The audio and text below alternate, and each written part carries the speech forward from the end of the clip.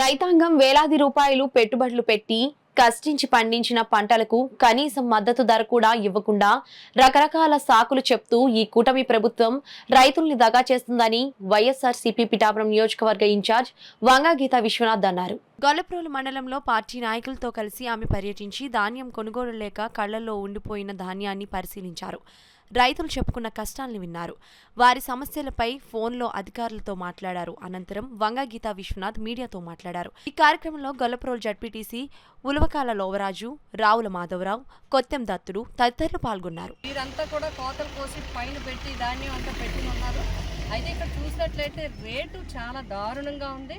మాయిశ్చరైజర్ని బట్టి రేట్ ఇవ్వడం అనేది ఎప్పుడు సహజంగా జరిగే ప్రాసెస్ ఇది.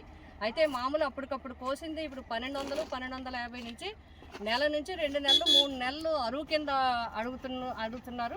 అదేవిధంగా ఇప్పుడే ట్రాక్టర్లో రైతులు కొంతమంది రైతులు డబ్బు అవసరం ఉండి వాళ్ళు మరి సేల్ చేయడం జరిగింది. ఆ రేటు కంప్లీట్ ఆరిపోయింది.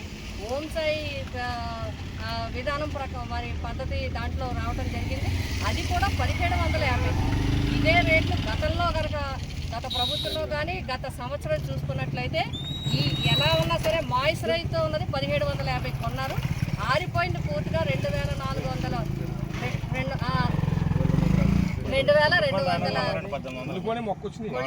మొక్క వచ్చినాయి. ఇప్పుడే రైతులు చెప్తున్నారు 1750 నుంచి 1800 వరకు కొన్నారు.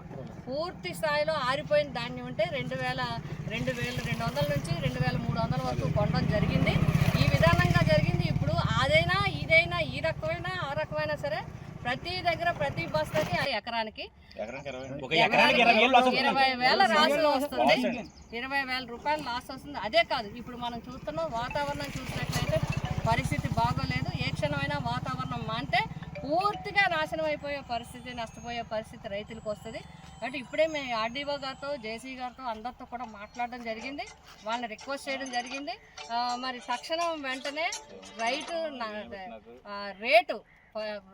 రేట్లో ఎక్కడ 500 రూపాయలు తక్కువ కాకుండా మంచి రేటు మద్దతు ధర ఇచ్చి మొత్తంగా ధాన్యం అంతా షిఫ్ట్ చేయకపోతే రైతాంగం పూర్తిగా పిఠాపురం నియోజకవర్గం నాశనం అయ్యే పరిస్థితి వస్తుంది, నష్టపోయే పరిస్థితి వస్తుంది.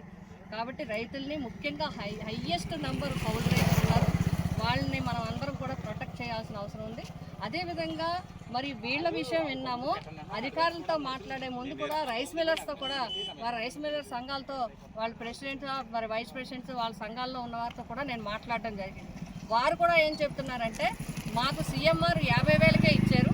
మేమందరం కూడా జేసీ గారితో చెప్పాం 2 లక్షలు ఇస్తే కనుక మేమంతా కూడా ప్రొక్యూర్ చేయడానికి అవకాశం ఉంటుంది. కానీ ఇప్పుడు 1000 రూపాయలకి ఇచ్చినా కూడా మేము కొనలేని పరిస్థితి ఉంది. మాకు ఇంకా మేము ఒక్కొక్కరు 1 కోటి రూపాయలు డీడీలు తీసి వారం రోజులు అయింది. కానీ ఇప్పటి వరకు మాకు ఒక్క సెంటర్ కూడా ఓపెన్ చేయలేదని చెప్పి రైస్ మిల్లర్స్ కూడా చెప్పడం జరుగుతుంది. ఇప్పటికే ఇప్పుడు అవసరాలు, అప్పులు, ఇంటి అవసరాలు, మందులు, ఆరోగ్యం ఈ వంకతో వాళ్ళు ఈ ధాన్యం అంతా చూడండి. ఈ ధాన్యం అంతా కూడా 1250కి 3 నెలలు 2 నెలలు అప్పులకి అమ్మేసుకునే పరిస్థితి ఉంటే నెల అయితే 1300, 2 నెలలు అయితే 1250 ఇలా చెప్పి రైతుల దగ్గర మరి వాళ్ళని నష్టపరిచేలా తీసుకుంటే మనం ప్రభుత్వం కూడా ఈ విషయంలో ప్రత్యేకమైన శ్రద్ధ తీసుకోవాలి.